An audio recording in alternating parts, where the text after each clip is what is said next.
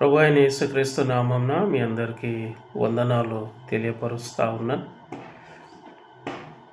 ఈ ఉదయకాలంన దేవుని వాక్యాన్ని మనం చదువుకొని కొంతసేపు మనం ధ్యానం చేసుకుందాం.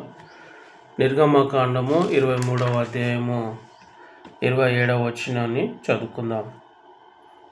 నీ సమస్త శత్రువులు నీ ఎదుట నుండి పారిపోవునట్లు చేసేదను.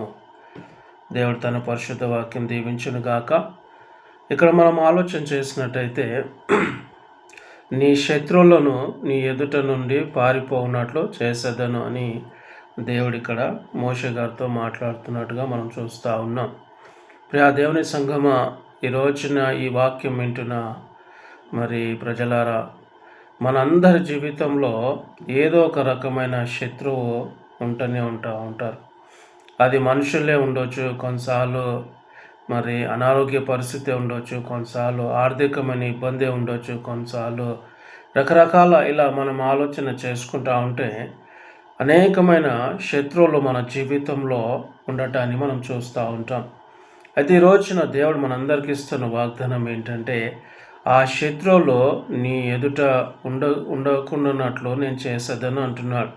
పారిపోఉన్నట్లు చేసేదను అంటా ఉన్నాడు. కాబట్టి ప్రియా ప్రజలారా, మరి ఈ వాక్యం నువ్వు ఎక్కడి నుంచి వింటున్నప్పటికీ కూడా ఈ ఉదయకాలంలో దేవుడు మనతో మాట్లాడుతున్న మాట ఏంటంటే, దేవుడు మన పక్కన ఉంటాడు, మనతో ఉంటాడు, మన పక్షాన యుద్ధము చేస్తాడు అనే విషయాన్ని ఇక్కడ జ్ఞాపకం చేస్తూ ఉన్నాడు. కావున ఈ రోజున ఏ శత్రువును చూసి నువ్వు బాధపడుతున్నావు, ఏ శత్రువును చూసి నువ్వు కృంగిపోతున్నావు, ఏ శత్రువును చూసి నువ్వు అధైర్యపడుతున్నావు తెలియదు. కానీ దేవుడు ఇక్కడ అంటున్న మాట ఏంటంటే, నీ జీవితంలో శత్రువులను లేకుండా నేను చేస్తాను అంటా ఉన్నాడు. కొన్నిసార్లు మనుషుల చేత మనం ఎంతో కృంగిపోతూ ఉంటాం, మనుషుల చేత ఎంతో ఆధైర్యపడుతూ ఉంటాం, మనుషుల చేత ఎంతో మరి ఒత్తిడికి లోనవుతూ ఉంటాం.